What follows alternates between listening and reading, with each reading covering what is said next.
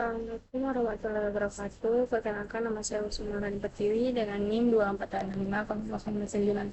Pada video kali ini, saya akan menjelaskan tentang penjelasan slide keempat.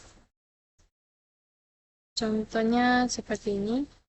Di sini ada dua file, yaitu mobil Java dengan mobil Java.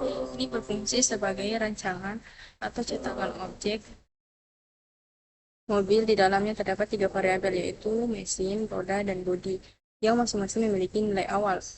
Variabel-variabel ini digunakan untuk menggambarkan atribut sebuah mobil. Berikutnya ada terdapat tiga metode, yaitu maju, mundur, dan belok. Metode ini mempresentasikan perilaku atau kemampuan sebuah objek mobil. Setiap metode hanya menampilkan teks yang menunjukkan aksi mobil seperti maju, mundur, dan belok. Pada file kedua, yaitu mobil kelas Java, digunakan sebagai kelas utama yang menjalankan program. Pada bagian utama program, yaitu main method, dibuat sebuah objek bernama 3R3 dari kelas mobil.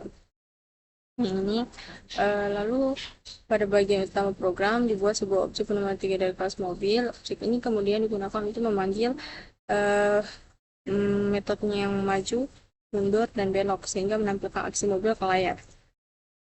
Setelah itu, program juga menampilkan nilai dari variabel-variabel mesin, roda, dan bodi milik objek tersebut.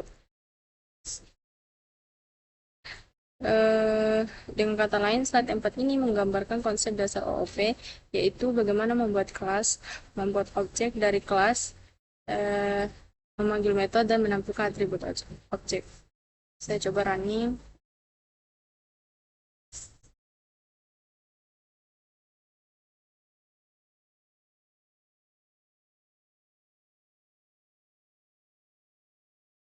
Nah, seperti ini hasil runningnya, guys.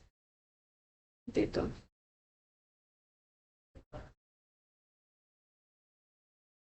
Selanjutnya, kita beralih ke penjelasan slide ke-7. Pada slide ke-7 ini diperkenalkan konsep objek variabel, yaitu memiliki variabel yang nilainya dimiliki secara terpisah oleh setiap objek. Program ini masih menggunakan kelas mobil.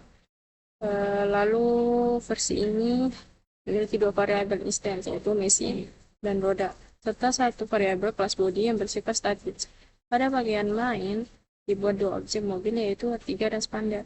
Kedua objek memiliki nilai awal yang sama, tetapi karena mesin dan roda adalah variabel objek, maka perubahan pada salah satu objek tidak akan mempengaruhi objek lainnya. Contohnya ketika nilai roda memiliki R3 diubah menjadi 5, roda memiliki expander tetap bernilai 4.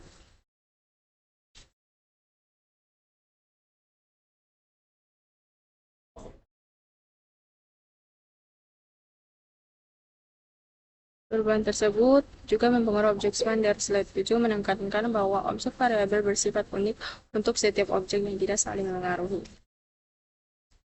Kita coba running.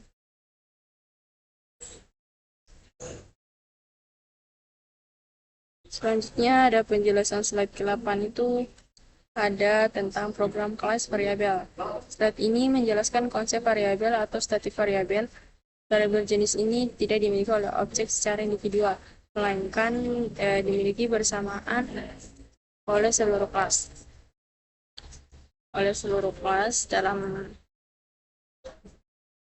Dalam contoh program, body dideklarasikan sebagai variabel statis di dalam kelas mobil.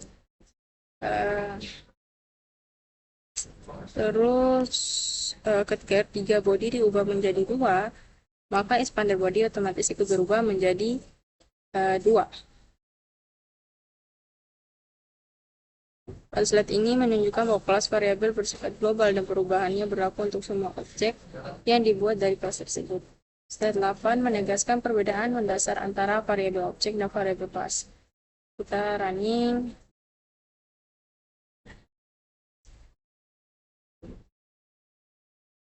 Nah, hasilnya yang akan muncul adalah seperti ini.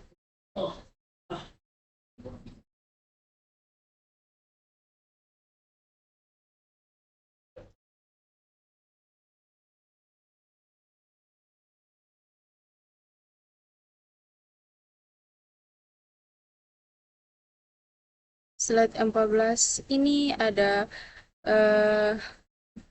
mahasiswa Java. Itu kayak perbedaan variabel objek dan kelas variabel dan konstruktor. Slide 14 ini memperkenalkan contoh yang lebih lengkap menggunakan kelas mahasiswa. Dalam kelas ini terdapat dua variabel objek, yaitu nama dan umur masing-masing. Selain itu terdapat variabel statis bernama Universitas Dayan Ihsanuddin. Karena bersifat statis, variabel ini akan digunakan bersama oleh objek mahasiswa.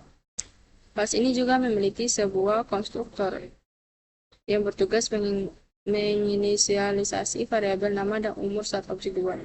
Kemudian terdapat metode tampilkan info yang digunakan untuk menampilkan data mahasiswa ke layar. Selanjutnya ada kelas namanya kelas main.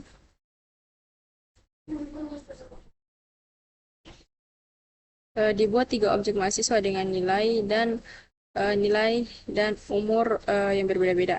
Ketika metode tampilkan info dipanggil, setiap objek menampilkan informasi masing-masing termasuk nama kampus yang sama karena nama kampusnya ini bernilai variabel kelas. Nah, jika saya running akan muncul seperti ini satu persatu dengan tampilan nama,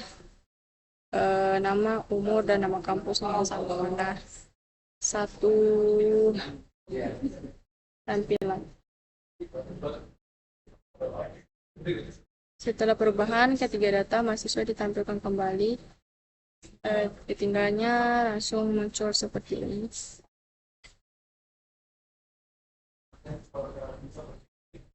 Hal ini memperlihatkan bahwa variabel kelas akan berubah untuk semua objek sekaligus, berbeda dengan variabel objek yang hanya berubah untuk objek tempat perubahan dilakukan.